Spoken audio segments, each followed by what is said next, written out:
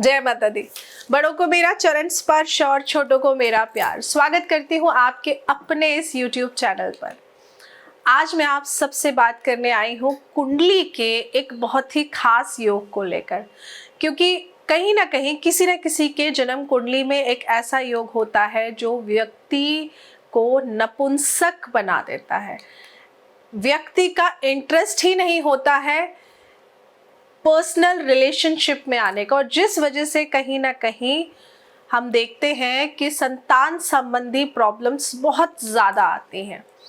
तो हर व्यक्ति की कुंडली में देखिए कोई ना कोई योग ज़रूर होता है, अच्छा बुरा हर तरीके का।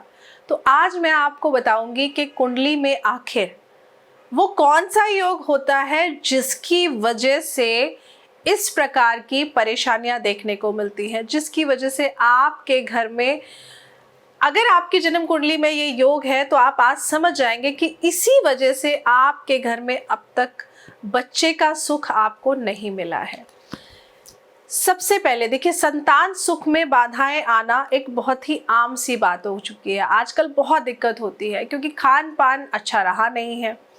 आजकल फीमेल्स शराब पीती हैं, स्मोक करती हैं, और मैं पूरी तरह श्योर हूँ कि मेरी ये वीडियो सुनकर कुछ फीमेल्स को अच्छा नहीं लगेगा। मैं कहूँगी शायद 80% फीमेल्स को मेरी वीडियो अच्छी नहीं लगेगी। लेकिन कहीं ना कहीं स्त्रियां अगर शराब पीती हैं, स्मोक करती हैं, तो ये उनके शनि और राहु को बहुत ज़्यादा एक्टिवेट कर देते हैं। क्योंकि ये चीज़ें जब शनि और राहु ग्रह को ज़्यादा एक्टिवेट करेंगी तो उससे क्या होगा, जब भी राहु तेजी से बढ़ता है तो चंद्रमा को खराब करता है, और चंद्रमा खराब होने का मतलब है कि अंडा जो बनता है ना बच्चे के लिए वो नहीं बन पाता, क्योंकि चंद्र ग्रह खराब हो गया। तो चंद्रमा खराब होना माता का सुख खराब करता है, आपकी अपनी माता के साथ भी रिश्ते खराब होते हैं और आपको खुद माँ बनने का सुख भी नहीं दिलाता है। तो ये तो एक रीज़न है जो मैंने एस्ट्रोलॉजिकली समझाया है। अब आप में से कुछ फीमेल्स को मैं जानती हूँ अच्छा नहीं लगेगा, तो वो आपकी मर्जी है, लेकिन मैं यहाँ आज बात करने आई हूँ उस योग को लेकर जिस वजह से कहीं ना कहीं स्त्री की जन्म कुंडली में वो योग नहीं होता, लेकिन फिर भी जो एक कहते हैं ना कि नेगेटिव सुनना, उनके लिए गलत सुनना कि भाई ये तो बांझ है या इसकी वजह से ऐसा नहीं हो रहा, ये कुछ इस तरीके के शब्द ना अननेसेसरी स्त्रियों को सुनने पड़ते हैं। और कहीं ना कहीं इस योग की वजह से दाम्पत्य जीवन भी बहुत खराब रहता है, काफ़ी उतार चढ़ाव देखने को मिलते हैं। तो आइए जानते हैं वो कौन सा योग है, ऐसा क्या योग बनता है जिस वजह से जन्म कुंडली में इस प्रकार का योग बनने से हमें इस प्रकार की समस्याएं मिलती है।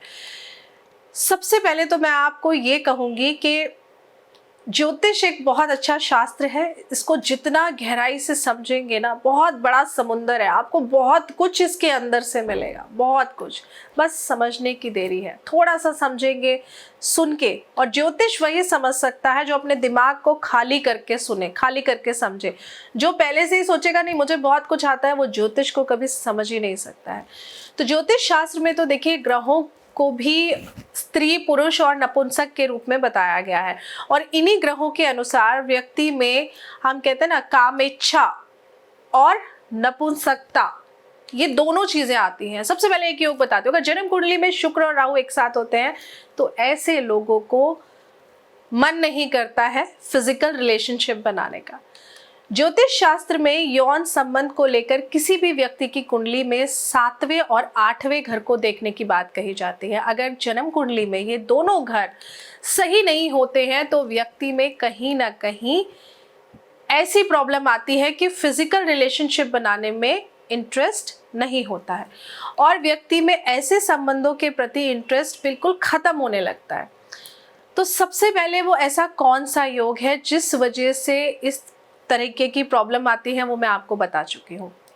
शुक्र राहु का अगर मेल होगा तो कहीं ना कहीं ऐसे इंसान को इंटरेस्ट नहीं होता है। ये बहुत बड़ा फैक्ट मैं कहूँगी, या एक बहुत नॉर्मल फैक्ट है जो आप समझेंगे। अपनी जन्म कुंडली उठा लीजिए और देख लीजिए शुक्र के साथ राहु अगर बैठा है तो ये दिक्कत देगा, ये कहीं ना कहीं प्रॉब्लम देता ही देता है। और इसके अलावा मैंने कहा 7वें और 8वें भाव में बहुत ज़रूरी होता है देखना कि कौन से ग्रह बैठे हैं या कौन से ग्रह पर किस ग्रह की दृष्टि पड़ रही है, तब आप इस वजह से जान सकते हैं कि ऐसी क्या समस्या है जिस वजह से इंसान को पर्सनल रिलेशनशिप, फिजिकल रिलेशनशिप बनाने में किसी भी प्रकार की रुचि नहीं है। जिस व्यक्ति की जन्म कुंडली में राहु या शनि दूसरे घर में हो और बुध उनकी कुंडली में 8वें घर में या फिर साथ में चंद्रमा, मैं कहूँगी चंद्रमा ग्रह हो, तो कहीं ना कहीं शयन स्थान यानी कि कौन सा है, 12वां घर, तो यहाँ पर अगर ये ग्रह बैठे हों तो ऐसे लोगों का मन कभी भी इस तरीके की चीज़ों की तरफ अट्रैक्ट नहीं होता। और ऐसे लोग आपने देखा होगा ऑपोजिट सेक्स से ज़्यादा जो वो खुद है वो उसी प्रकार के सेक्स को पसंद करते हैं, जिनको हम कहते हैं लेस्बियन या फिर हम कहते हैं गे।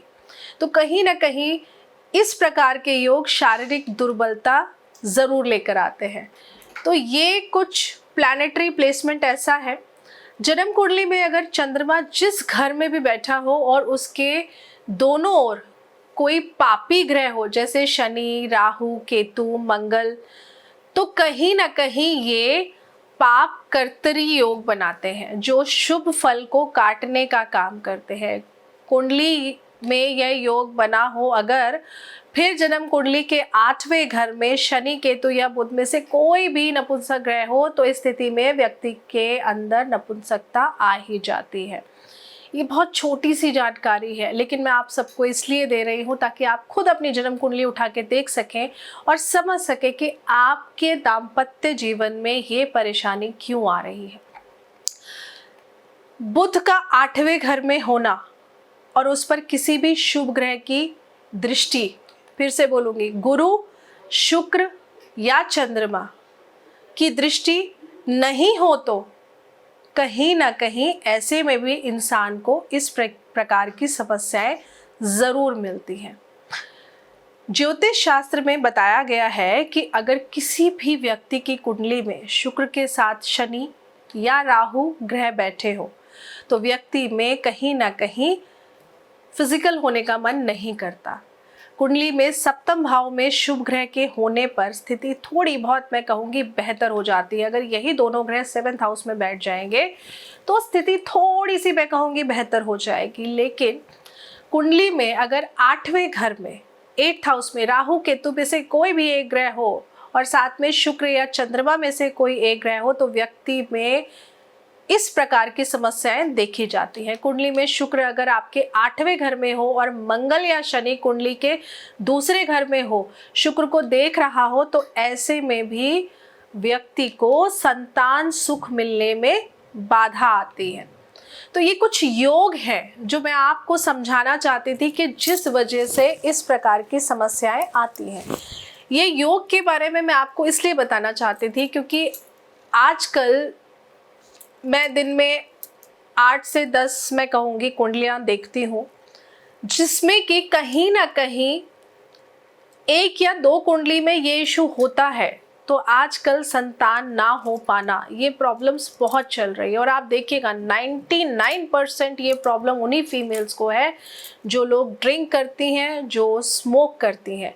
तो मैं आप सभी को बताऊंगी, ग्रहों से समझिए या साइंटिफिक तरीके से समझिए, लेकिन अगर आज आपने अपना खान पान सही नहीं किया तो शायद आप भविष्य में अपने बच्चों का सुख ना देख पाए। आशा करती हूँ कि आपको वीडियो अच्छी लगी होगी। वीडियो अच्छी लगी हो तो वीडियो को लाइक ज़रूर करिए, हमारे चैनल को सब्सक्राइब करना बिल्कुल मत भूलिए। और छोटी सी जानकारी और मैं आप सबके लिए लेकर आई हूँ जो आप लोगों के लिए गुड न्यूज़ कहूँगी मैं, और वो ये है कि अब हम वीडियो के एंड में एक जन्म कुंडली ज़रूर देखेंगे, वो भी फ्री में, हम उसके कोई चार्ज नहीं लेंगे। तो आप नीचे कमेंट्स में जय माता दी लिखिए, अपनी प्रॉब्लम लिख सकते हैं आप अपना name, date of birth, time of birth और प्लेस ऑफ बर्थ लिख के दे सकते हैं। तो वो फिर हम देखेंगे कि कौन सा हमें रैंडमली उठाएंगे हम, हमारा ऐसा कोई वो नहीं होगा कि इसकी रीडिंग करनी है या इसकी नहीं करनी है। तो आपके अगर सवाल है, आप कुछ जानना चाहते हैं, आपको अपॉइंटमेंट नहीं मिल पा रही है, तो उसके लिए मैं हाथ जोड़ से आपको पहले क्षमा मांगूंगी आपसे, और उसके बाद मैं कहूँगी कि आप लोग अपनी डिटेल्स नीचे कमेंट सेक्शन पे लिख सकते हैं। तो फिर इससे मैं आपकी जन्म कुंडली ज़रूर देखूंगी। आशा करती हूँ आपको वीडियो अच्छी लगी होगी। जय माता दी।